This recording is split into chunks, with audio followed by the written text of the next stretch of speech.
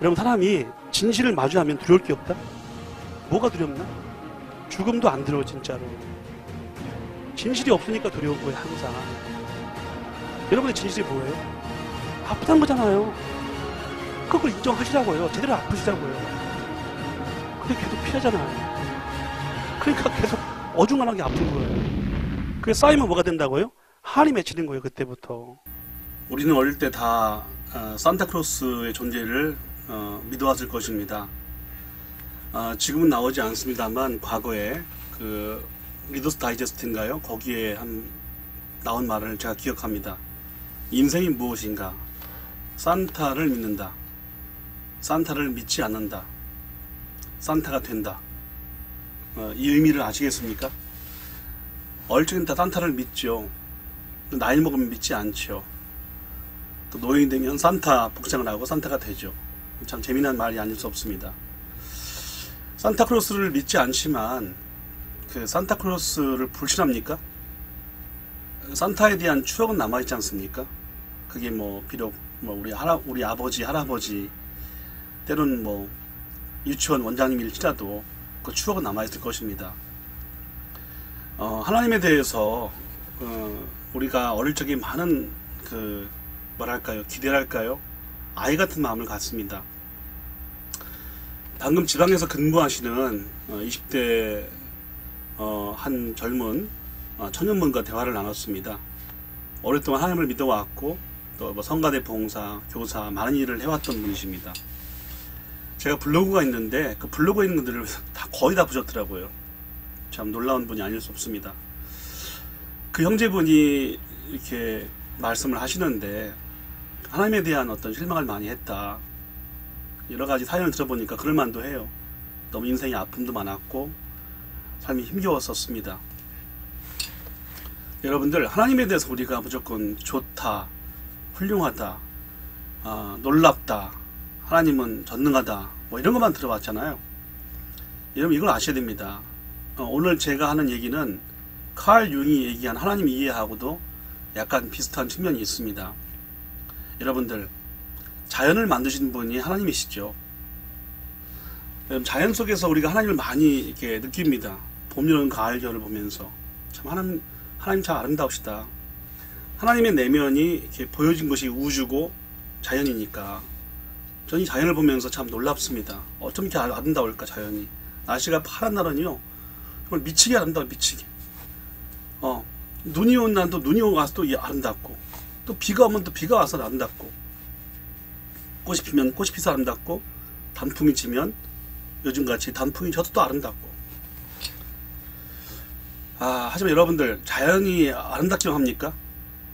갑작스런 지진이라든지 쓰나미, 화산 폭발, 또 가뭄이라든지 산불, 이런 것들을 어떻게 설명합니까? 무슨 말이냐면, 하나님이 자연을 지으셨다면 자연도 하나님하고 비슷한 거예요.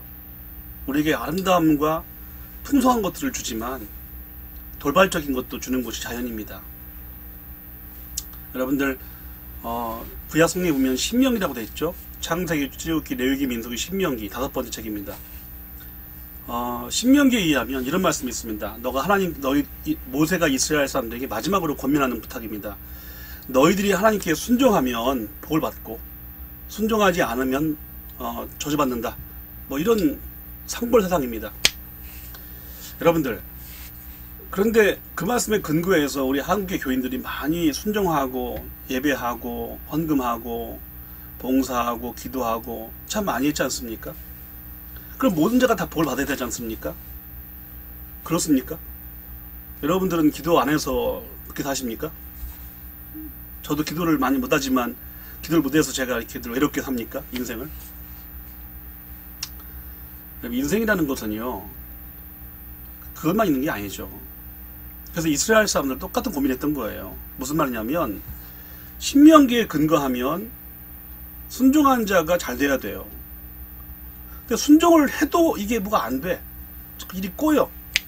순종하는 사람들이 병들고 더 아프고 더 고통받고, 순종하지 않는 자는 더 잘되고 부자가 되고 승승장구하고. 이게 불공평하잖아요. 여러분들, 세상이 공평합니까? 그런 말 자체가 불공평한 거예요. 공평할 수가 없습니다. 누구는 뭐 정말 8등신 출생을 하고요. 그래도 평생 동안 그 아름다움 때문에 대우받고, 누구는 중증 장애인이 돼서 평생 병원에서 집에서 고통받으며 살고 있고 연명하고 있고, 그게 무슨 평등입니까? 그럴 리가 없죠. 그래서 이스라엘 사람들도 똑같은 고민을 했던 거예요. 도대체 하나님이 존재하긴 하신데 순종하면 복을 주신다고 했는데 왜 이 복이 안 오고 오히려 화가 올까? 이런 신앙적인 고민에 대해서 아브라함 때부터 구전으로 내려온 이야기가 있습니다. 그걸 정리한 내용이 바로 욥기입니다. 의인도 고난을 받더라 이 말입니다. 여러분들, 욥기는요 철저히 신명기하고 대치되는 상황입니다. 그렇지 않습니까? 하지만 여러분들, 저는요 저희 아버지를 저는 자랑스럽게 생각합니다. 저희 아버지가 경찰서 서장님이셨는데, 서장이 아니라 소장이셨는데, 지방에서 너무 고생을 하셨어요, 아버지가. 그러다가 그 우물인가 이렇게 물 집어넣고 우물을 이렇게 들어가시다가 겨울에 허리를 다치신 거예요, 넘어져서. 2년 동안 반신불수로 아버지가 정말 누워서 정말 자살도 하려고 했다고 하더라고요. 너무 힘이 드시니까. 근데 그때 아버지가 못했던 걸 하시게 된 거예요. 공무원 진급시험을 준비하게 된 거예요, 저희 아버지가. 그래서 한쪽으로는 성경, 욥기와 시편, 한쪽으로는 공무원 시험 진급시험을 하시면서 2년 동안을 고생하셨어요. 어머니가 정말, 어머니 말씀에 하면 대소변을 받으시고 정말 고생을 했다고 하더라고요. 아버지가 전국에서 3등인가? 우수한 성적으로 서울에 올라가셔서, 사실은 아버지가 서울로 올라가셨기 때문에 제가 공부를 할 수 있었던 거예요. 아버지가 없으셨으면 저는 지금 이런 공부를 할 수가 없었고, 이런 연구소, 이런 방송 할 수가 없었습니다. 예. 저는 그래서 아버지한테 너무 감사합니다. 여러 가지로. 여러분들, 우리 아버지한테 그런 고난이 없었으면 공부를 못했죠, 우리 아버지가. 사람 만나나 바빠서 무슨 공부를 하겠습니까? 아버지 얘기를 하려는 게 아닙니다. 여러분들, 하나님은 이 세상을 살다 보면 하나님은 좋으신 분이고 우리를 권하시는 분이지만, 하나님은 산신령은 아니에요. 산신령. 비나이다 해서 소원을 성취해주고 그러면 좋을 텐데, 그런 하나님은 또 아니십니다. 로또 여러분 저 매주 삽니다. 예, 4개가 당첨된 적이 한두 번이 아니에요. 5만원짜리 5개는 안 됐습니다. 6개도 절대로 안 되고, 될지 모르겠습니다만. 돈 욕심이 있어서 그러냐? 예, 욕심이 있어서 그렇습니다. 전 좋은 일 많이 하고 싶습니다. 예, 저는 별로 이렇게 큰 욕심이 별로 없습니다. 그냥 이 책들을 다 꽂아놓고 살면 행복하겠다, 그런 생각만 하는 사람이지, 그것 외에는 정말 좋은 일을 하고 싶어요. 사람을 세우고 싶고 키우고 싶고, 이런 방송도 좀 더 이렇게 누가 맡겨서 좀 멋있게 만들고 싶고. 네, 왜 그런 마음이 없겠습니까? 제가 드리고 싶은 말씀은 그겁니다. 하나님은 우리의 구원을 위해서 예수님을 십자가에 주시고 또 부활 사건을 통해서 영생의 소망을 주셨습니다만, 하나님이 산신령은 아니에요. 물론 그분이 역사하시면 뭐 큰 돈도 들어올 수 있죠. 성공할 수 있겠죠. 근데 하나님을 그런 식으로 믿다 보면은요, 반드시 실망합니다. 제가 보장합니다. 반드시 실망합니다. 하나님은 그런 것도 중요하지만 우리에게 구원과 우리에게 은혜와 삶의 의미와 어떤 그 변치 않는 그 신뢰를 주신 분이 하나님이십니다. 다시 말해서 그 내적인 방향으로 하나님을 믿어야지, 외적인 방향으로 하나님을 믿게 되면은요, 자꾸 뭘 주셔야 되고 내가 커져야 되고 성공해야 되고. 한때 한국교회가 이런 복음이 먹혔었어요. 가난하고 어려웠으니까. 하지만 지금 그런 복음을 전할 필요도 있겠습니다만, 일부 사람들 어려우니까 그냥 그런 것들을 전달하는 게 대세는 아니게 되었습니다. 사람이 배가 부르면은요, 기도를 안 합니다. 기도할 이유가 없잖아요. 배가 부른데? 만족한데 무슨 기도를 해요? 발등에 불 떨어지고 배고플 때, 절박할 때 기도하는 게 인간의 본성이지, 잘 나갈 때 기도한다? 그런 기도를 누가 하겠습니까? 하는 분도 있는지 모르겠습니다만.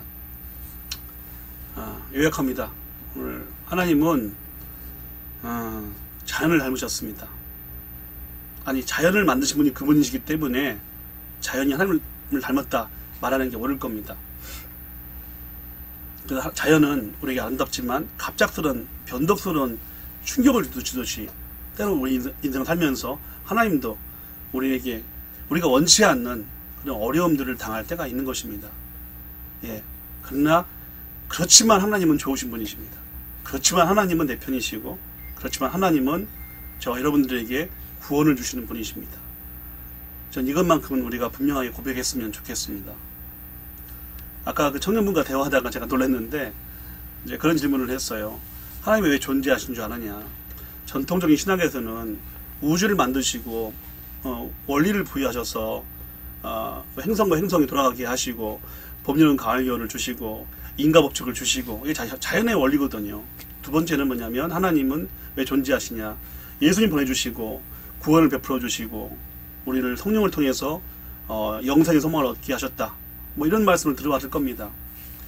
하나님이 존재하신 세 번째 이유가 또 있어요. 그 청년은 금방 말씀하더라고요. 제가 쓴 글을 보시고 하나님은 욕먹기 위해서 존재하세요. 여러분 하나님한테 인생이 억울한 분들은요. 저 하나님 만나면 멱살 잡고 하나님 나한테 왜 그러셨어요? 응? 이병헌하고 그 김명철인가요? 유명한 영화 있었잖아요. 왜 나한테 이랬어요? 왜 나한테 이랬어요? 하니까 김영철이 무슨 말 합니까? 넌 나에게 모욕감을 주었어. 닮았습니까? 하나님 당신 나에게 모욕감을 주었습니다. 나에게 왜 그러십니까? 내가 뭘 잘못했다고? 왜 다른 친구들 잘 나가고 잘 살고 좋은 집에서 좋은 차 걸리고 난이 뭡니까 하나님? 내가 무슨 뭐 죽을 일을 했습니까? 죽을 짓을 했습니까? 그런 원망합니다. 하나님 그런 원망을 듣기 위해서 존재하십니다. 저는 그게 십자가라고 생각합니다. 하나님의 존재 이유 세 번째, 욕먹기 위해서 존재하십니다. 그때는 하나님이 좀 하나님께 죄송한 말씀이지만 좀 안 됐어요. 하나님이 그러셨을 것 같아요. 야 미안하다. 야 미안하다. 내가 그거밖에 안 된다. 저는 하나님의 무능함 속에서 전능을 봅니다. 그게 십자가 아니겠습니까? 하나님의 십자가를 보세요. 예수님 십자가. 그만큼 무능한 게 어디 있어요? 그렇게 무능한 신이 어디 있어요? 하지만 그 무능 속에서 저는 하나님의 전능을 봅니다. 왜냐하면 그 속에서 우리의 구원이 나왔기 때문에 그랬습니다. 하나님 좋으신 분이십니다. 그러나 하나님은 자연과 같으십니다. 여러분 하나님은 욕먹해서 존재하십니다. 마음속에 있는 불만, 분노, 슬픔 다 고백하십시오. 그 수고하고 무거운 짐을 혼자 짊어지지 마십시오. 하나님 다 아십니다. 네. 그리고 우리 그 듣고서 우리한테 저주하거나 심판하시거나 괴롭히시지 않습니다. 야 오죽했으면 그렇겠니. 저는 이것이 하나님의 마음인 줄 저는 고백합니다.